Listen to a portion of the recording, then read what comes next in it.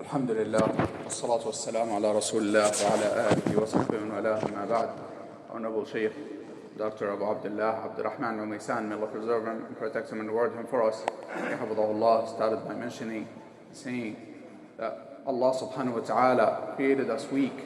We are created from weakness and we have weakness within us. And Allah subhanahu wa ta'ala knows our weakness. And Allah subhanahu wa ta'ala decreed that all people sin and make mistakes and err.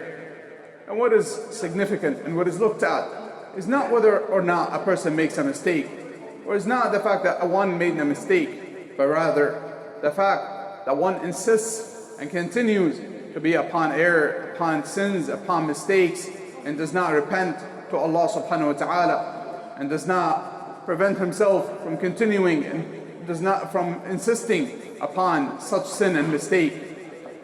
Allah subhanahu wa ta'ala decreed that everyone makes mistakes. However, the best of sinners are those who repent to Allah subhanahu wa ta'ala. And the Messenger sallallahu alayhi wa sallam, he mentioned that, he said what means that if you do not sin, then Allah subhanahu wa ta'ala will surely replace you with people who sin. And then repent to Allah subhanahu wa ta'ala and seek for His forgiveness, and He subhanahu wa ta'ala forgives them. Likewise, Allah subhanahu wa ta'ala praised the believers by saying what means, and those describing the believers, and those who, when they do a shameful act of sin and transgress against themselves, then they remember Allah and seek His forgiveness. And who forgives the sins other than Allah? And they do not insist upon what they do while they know. So it is upon us to repent to Allah subhanahu wa ta'ala whenever we sin, whenever we make a mistake, whenever we disobey Allah subhanahu wa ta'ala, to repent to Allah subhanahu wa ta'ala and to seek His forgiveness and not despair. For Allah subhanahu wa ta'ala said, as in the meaning of the ayah, say, O you who believe, say, O those who have transgressed against themselves, do not despair from the mercy of Allah, for indeed Allah forgives all the sins. Allah subhanahu wa ta'ala is the forgiving and most merciful. He subhanahu wa ta'ala forgives the sins for those who sin and disobey Allah subhanahu wa ta'ala. However, one should not take the matters of sins lightly, but rather one should fear Allah subhanahu wa ta'ala. And one must know that there are different levels of sins. There are different levels of sins. There are severe, major sins, and there are minor sins. And one should not take the matters of sins lightly, but rather one should beware and should try and strive to stay away from sins as much as one is able to. And Allah subhanahu wa ta'ala mentioned regarding the believers, Allah subhanahu wa ta'ala, He mentioned in their description that they do not associate partners with Allah, and they do not commit adultery, and whomsoever does so, and they do not kill the soul that Allah subhanahu wa ta'ala has forbidden, and they do not commit adultery, and whomsoever does so, then he will surely receive a severe punishment. The punishment will be multiplied for him on the day of judgment, and he will remain therein for a long period of time, except for those who repent. Except for those who repent and believe in Allah and do righteous good deeds, then Allah subhanahu wa ta'ala changes their sins into good deeds. And so Allah subhanahu wa ta'ala forgives those who repent to Him subhanahu wa ta'ala. And we should know that the levels of sin are not the same. And we should know that from the worst of sins are the sins against and are forms of transgression against other people. For those sins, repentance by itself does not remove them, and one must return the right to those they are due, whereas repentance by itself does not remove them. Even if one was to die as a martyr for the sake of Allah subhanahu wa ta'ala, as the Messenger sallallahu alayhi wa sallam, he mentioned that whenever a martyr is killed for the sake of Allah subhanahu wa ta'ala, then all of his sins are removed except for death. All of the rights of Allah subhanahu wa ta'ala are removed and are forgiven if he dies for the sake of Allah subhanahu wa ta'ala, but the rights of the people remain. The Messenger sallallahu alayhi wa sallam, he mentioned except the death. So one should beware and one should stay away from taking the rights of others and transgression against others. Even if one does righteous good deeds, one should not be deceived and say that he does righteous good deeds, but yet continue to sin and disobey Allah subhanahu wa ta'ala, especially so in regards to the rights of others. And the Messenger sallallahu alaihi wasallam was asked about a woman who prays the night prayers and fasts the days, voluntary actions, but she harms her neighbors. And the Messenger sallallahu alaihi wasallam, he said she is in the hellfire. And so we must beware and stay away from the sins and disobedience of Allah subhanahu wa ta'ala and transgression against others. And we should also know that the worst of all sins and the sin that Allah subhanahu wa ta'ala does not forgive is associated partners with Allah subhanahu wa ta'ala. It's polytheism. Allah subhanahu wa ta'ala said as in the meaning of the ayah, indeed, Allah does not forgive that anything is associated with Him in worship, and He forgives beyond that to whomsoever He wills. Associating partners with Allah subhanahu wa ta'ala is the sin that Allah subhanahu wa ta'ala does not forgive if one dies upon it. And rather, if one dies upon polytheism and associating partners with Allah subhanahu wa ta'ala, then he dwells in the hellfire eternally.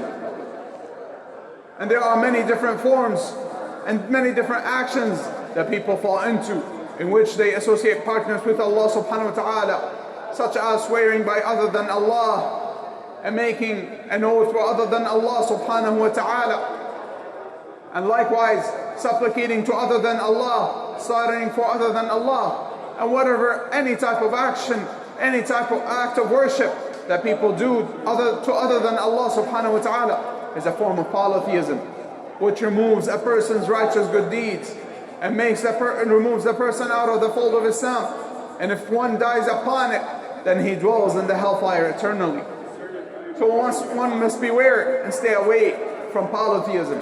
And also from the major sins that one should stay away from is mocking the religion of Allah subhanahu wa ta'ala, or mocking the believers because of their belief and because of their righteousness. Specifically, some of the hypocrites at the time of the Messenger sallallahu alaihi wasallam, they mocked some of the companions. And then Allah subhanahu wa ta'ala sent down the ayat. They came to the Messenger sallallahu alaihi wasallam making excuses. However, Allah subhanahu wa ta'ala sent down the ayat that mean do not make excuses. Say, is it with Allah, with the signs of Allah and the verses of Allah, and is it with Allah and the signs and the verses of Allah that you are mocking? Do not make excuses, for you have disbelieved after you believed. After you had faith, you became disbelievers because of mocking the companions, may Allah be pleased with them. And likewise, mocking the religion of Allah and mocking the righteous people for their righteousness, for their steadfastness is a major sin, is a very dangerous sin. So one must stay away from it and beware of it. From the major sins that people should stay away from is the innovations in the religion. The Messenger sallallahu alaihi wasallam, he mentioned that whomsoever does an act of worship that this religion of ours is not upon, then it is rejected from him.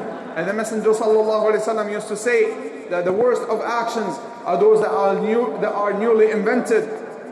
And any act of worship or anything by which one adds to the religion of Islam, or anything that associates something to the religion of Islam that is not from the religion of Islam, then the religion of Islam is free from it. And one should free himself from it, and should free the religion of Islam from it. Even if it is a mistake that is done by a righteous individual. The Messenger sallallahu alaihi wasallam, he sent Khalid radiyallahu anhu, and he mistakenly killed some people at the time in which it was impermissible for him to kill them. And the Messenger sallallahu alaihi wasallam, he said, "Oh Allah, I free myself from what Khalid did." So he freed himself, and he disassociated himself sallallahu alaihi wasallam with what Khalid did, although he made a mistake, and although he did it by mistake. So it is upon us to free ourselves from the sins of the sinners, from the errors of those who make errors, and from the innovations of those who make innovations. And likewise, from the major and very dangerous sins is speaking ill of the companions of the Messenger sallallahu alaihi wasallam, or accusing them, or attacking them, and speaking against them. This is a major sin without a doubt. Abu Zur'a al-Razi radiyallahu anhu, he mentioned that whomsoever speaks against the companions of the Messenger sallallahu alaihi wasallam, then he is a heretic, he is a hypocrite. He intends the Quran is truth, and the Sunnah of the Messenger sallallahu alaihi wasallam is the truth, and they came to us by way of the companions, may Allah be pleased with them. So he intends to cut off our narrations and to cut us away and to take us away from those who convey to us the book of Allah and the Sunnah of the Messenger sallallahu alaihi wasallam, and that's why he attacks them. And they are more worthy of being attacked, meaning those who attack the companions and speak against the companions, that they are more worthy of being spoken against and of being insulted and of being attacked. And they are heretics, they are hypocrites. Allah subhanahu wa ta'ala legislated for us to love the companions and to know their rights. Allah subhanahu wa ta'ala praised them in the Quran. Allah subhanahu wa ta'ala commanded us to follow them and to follow their guidance. May Allah be pleased with them. And they are, may Allah be pleased with them. We are commanded to follow their guidance and to know their rights. It is upon us to know them, to know their rights. This was the way of the Salaf. Imam Malik rahimahullah, he mentioned, he said that the companions, may Allah be pleased with them, used to teach their children the love of Abu Bakr and Umar radiyallahu anhuma, like they would teach their children Al-Fatiha from the Quran. So it is upon us, and it is important for us to know the rights of the companions, and to defend them, and to love them, and to respect them, and to know that they are the ones who conveyed this religion to us. So we ask Allah subhanahu wa ta'ala to make us from those who follow their guidance and stay away from errors and sins and mistakes. And it is upon us also to know that refuting the people of innovation, and refuting those who attack the companions, and refuting those who innovate in the religion of Islam, it is from the religion of Islam. It is from the righteous good deeds to speak against them and to warn against them and to refute them. وصلى الله وسلم وبارك على نبينا محمد وعلى آله وأصحابه أجمعين.